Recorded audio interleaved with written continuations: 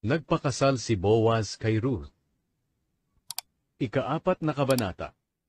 Pumunta si Boaz sa pintuang bayan at naupo roon. Nang dumating ang sinasabi niyang mas malapit na kamag-anak ni Elimelech, sinabi ni Boaz sa kanya, "Kaibigan, halika't maupo ka." Lumapit naman ang lalaki at naupo. At tinipon ni Boaz ang 10 mga tagapamahala ng bayan at pinaupo rin doon. At nang nakaupo na sila, sinabi ni Boaz sa kamag-anak niya, "Bumalik na si Naomi mula sa Moab, at gusto niyang ipagbili ang lupa ng kamag-anak nating si Elimelech. Naisip kong ipaalam ito sa iyo. Kaya kung gusto mo, bilhin mo ito sa harapan ng mga tagapamahala ng mga kababayan ko, at ng iba pang mga nakaupo rito. Pero kung ayaw mo, sabihin mo at nang malaman ko. Kung tutuusin, ikaw ang may tungkuling tumubos nito, at pangalawa lang ako." Sumagot ang lalaki, "Sige, tutubusin ko." Pero sinabi ni Boaz, "Sa araw na tubusin mo ang lupa kay Naomi, kailangang pakasalan mo si Ruth, ang Moabitang byuda, para kapag nagkaanak kayo, mananatili ang lupa sa pamilya ng kamag-anak nating namatay." Nang marinig ito ng lalaki, sinabi niya, "Kung ganoon, hindi ko natutubusin ang lupa, dahil baka magkaproblema pa ako sa sarili kong lupa. Dahil pati ang magiging anak namin ni Ruth ay may bahagi na sa lupa ko. Ikaw na lang ang tumubos. Hindi ko kasi magagawa iyan." Nang panahong iyon sa Israel, para matiyak ang pagtubos ng lupa o ang paglilipat ng karapatan sa pagtubos ng lupa, hinuhubad ng isa ang sandalyas niya at ibinibigay sa isa.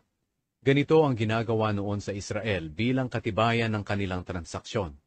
Kaya nang sabihin ng lalaki kay Boaz, "Ikaw na lang ang tumubos ng lupa," hinubad agad niya ang kanyang sandalyas at ibinigay kay Boaz. Sinabi ni Boaz sa mga tagapamahala ng bayan at sa lahat ng tao roon, "Mga saksi kayo ngayong araw, nabibilhin ko na kay Naomi ang lahat ng lupain ni Elimelech, na minana ni Kilyon at Malon. At bukod pa rito, pakakasalan ko si Ruth na Moabita, na byuda ni Malon, para kapag nagkaanak kami, mananatili ang lupain ni Malon sa kanyang pamilya, at hindi mawawala ang lahi niya sa kanyang mga kababayan. Saksi nga kayo sa araw na ito." Sumagot ang mga tagapamahala ng bayan at ang lahat ng tao roon sa pintuan, "Oo, mga saksi nga kami. Naway ang magiging asawa mo ay gawin ng Panginoon na katulad ni Raquel at Leah, na nagkaanak ng mga naging mamamayan ng Israel. Naway maging mayaman ka sa Efrata, at maging tanyag sa Bethlehem. Naway ang mga anak na ibibigay ng Panginoon sa iyo sa pamamagitan ng babaeng iyon ay magpatanyag sa pamilya mo, katulad ng pamilya ni Perez, ang anak ni Juda kay Tamar." Ang mga ninuno ni David. Kaya nagpakasal si Boaz kay Ruth, at niloob ng Panginoon na magdalang tao si Ruth, at manganak ng isang lalaki. Sinabi ng mga kababaihan kay Naomi, "Purihin ang Panginoon.